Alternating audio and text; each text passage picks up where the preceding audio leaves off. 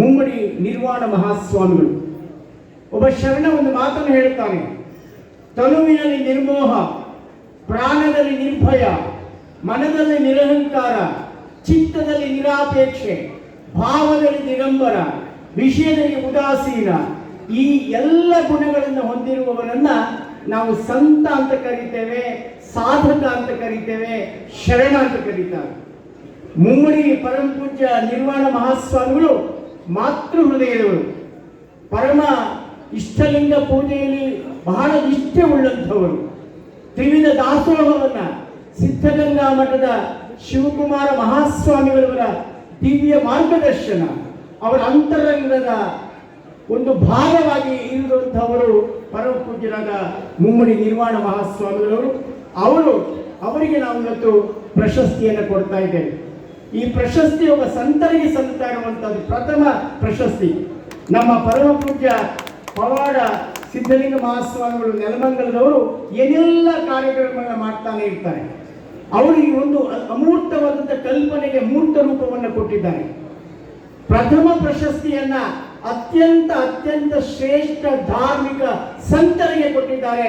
ಇವತ್ತು ಜನಸಾಗರವನ್ನು ನೋಡಿದ್ರೆ ಮುಮ್ಮಡಿ ನಿರ್ವಾಣ ಮಹಾಸ್ವಾಮಿಗಳವರ ಬಗ್ಗೆ ದೇಗುಲ ಮಠ, ಅದು ಎರಡನೇ ಸಿದ್ಧಗಂಗೆ ಮಠ ಇದ್ದಾಗೆ, ಆ ದೇಗುಲ ಮಠದ ಬಗ್ಗೆ ಇರುವಂತಹ ಅಪಾರವಾದ ಭಕ್ತಿಯ ನಿದರ್ಶನ ಇದಾಗಿದೆ. ಬಹಳಷ್ಟು ಶ್ರೀಗಳು ಇಲ್ಲಿ ಮಾತನಾಡುವರಿದ್ದಾರೆ. ಸನ್ಮಾನ್ಯ ಎಂ ಬಿ ಪಾಟೀಲ್ರವರ ಬಗ್ಗೆ ಒಂದು ಮಾತನ್ನು ಹೇಳ್ತೇನೆ. ನಮ್ಮ ಸೋಮಣ್ಣನವರು ಬರಬೇಕಾಗಿತ್ತು. ನಮ್ಮ ಸಮಾಜದ ಬಗ್ಗೆ ಅಪಾರವಾದಂತಹ ಕಾಳಜಿ ಉಳ್ಳಂಥವರು. ಅನಿವಾರ್ಯ ಕಾರಣದಿಂದ ಅವರು ಬರಲಿಕ್ಕೆ ಸಾಧ್ಯ ಆಗಲಿಲ್ಲ. ರಾಜ್ಯದಲ್ಲಿ ನಮ್ಮ ಸಮಾಜದ ಸಂರಕ್ಷಣೆ ಮಾಡತಕ್ಕಂಥ ಶಕ್ತಿ ಇರತಕ್ಕಂಥ ಇಬ್ಬರು ಮಹನೀಯರು, ಒಬ್ಬರು ಕೇಂದ್ರದಲ್ಲಿ ಸೋಮಣ್ಣನವರು, ಇನ್ನು ರಾಜ್ಯದಲ್ಲಿ ನಮ್ಮ ಸನ್ಮಾನ್ಯ ಎಂ ಬಿ ಪಾಟೀಲರು. ನೋಡಿ, ಅವರು ವಚನ ಪಿತಾಮಹ, ನಿಮಗೆಲ್ಲ ಗೊತ್ತಿದೆ. ಇವತ್ತು ವಚನ ಸಾಹಿತ್ಯ 12ನೇ ಶತಮಾನದ ವಿಶ್ವದ ಕಿರೀಟಪ್ರಾಯವಾದ ಸಾಹಿತ್ಯ ಜನಮಾನಸಕ್ಕೆ ಮುಟ್ಟಲಿಕ್ಕೆ ಸಾಧ್ಯ ಆದಂತಹದ್ದು ವಚನ ಪಿತಾಮಹ ಫಹು ಅಳಗಟ್ಟಿಯವರಿಂದ. ಹರಿದ ಬಟ್ಟೆಯನ್ನ ಇಟ್ಟುಕೊಂಡು ಅತ್ಯಂತ ದಾರಿದ್ರ್ಯದ ಬಡತನ ಇದ್ರೂ ಸಹ ವಚನ ಸಾಹಿತ್ಯವನ್ನು ಒಂದು ತಪಸ್ಸು ಅಂತ ಮಾಡಿದಂತಹ ಆ ಮಹಾನುಭಾವರ ಒಂದು ಸಂಶೋಧನಾ ಕೇಂದ್ರ ಮಾಡಿದ ಹಿರಿಮೆ ಸನ್ಮಾನ್ಯ ಎಂ ಬಿ ಪಾಟೀಲರಿಗೆ ಸಲ್ಲುತ್ತೆ.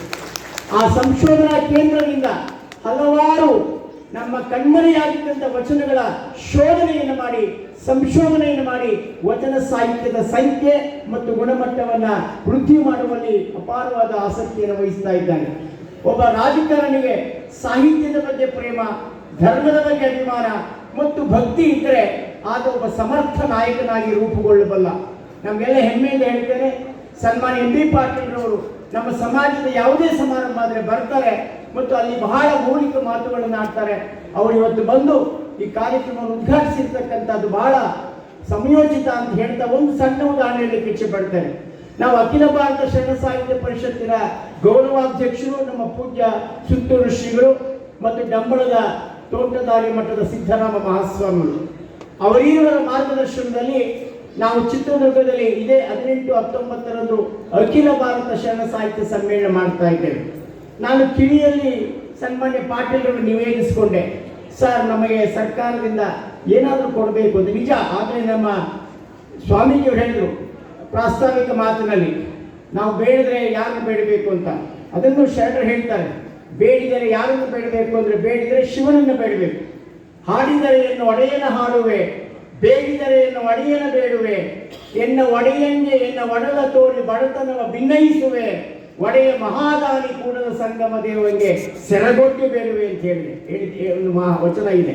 ಹಾಗೆ ನಾನು ಸನ್ಮಾನ್ಯ ಪಾಟೀಲರಲ್ಲಿ ಈ ಮಾತನ್ನು ಹೇಳಿದಾಗ ತಕ್ಷಣವೇ ಅವರು ನನ್ನ ಇಲಾಖೆಯ ವ್ಯಾಪ್ತಿಯಿಂದ 10 ಲಕ್ಷ ರೂಗಳನ್ನು ನಿಮ್ಮ ಸಮ್ಮೇಳನಕ್ಕೆ ಕೊಡ್ತೇನೆ ಅಂತ ಹೇಳಿ ಬೇಡಿದೆ, ಸ್ವಲ್ಪ ಬೇಡಿದರೆ ಇಷ್ಟು ಕೊಡುವಂತಹ ಆ ಹೃದಯ ಇದೆಯಲ್ಲ, ಅದು ಶರಣರ ಹೃದಯ, ಅದು ನಮ್ಮ ಶರಣದ ಸಂಸ್ಕೃತಿಯ ಸಂಕೇತ ಅನ್ನೋ ಮಾತನ್ನು ಹೇಳ್ತಾ ಪರಮ ಪೂಜ್ಯ ಮುಮ್ಮಡಿ ನಿರ್ವಾಣ ಮಹಾಸ್ವಾಮಿಗಳವರ ಪಾದಕ ಮನೆಗೆ ಅನಂತ ಪ್ರಣಾಮ ಸಲ್ಲಿಸ್ತೇನೆ.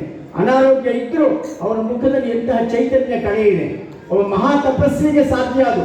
ಯಾರು ಸಂತನಾಗಿರ್ತಾನೆ ಅವನ ಮುಖಭಾವ, ತನು ಶುಚಿ, ಮನ ಶುಚಿ, ಭಾವ ಶುಚಿ, ಎಲ್ಲವೂ ಶುಚಿಯಾಗಿದೆ. ಅಕ್ಕಮಹಾದೇವ ಅದನ್ನು ಹೇಳಿದ್ರು, ತನು ಶುಚಿ, ಮನ ಶುಚಿ, ಭಾವ ಶುಚಿ, ನಡೆ ಶುಚಿ, ನುಡಿ ಶುಚಿ.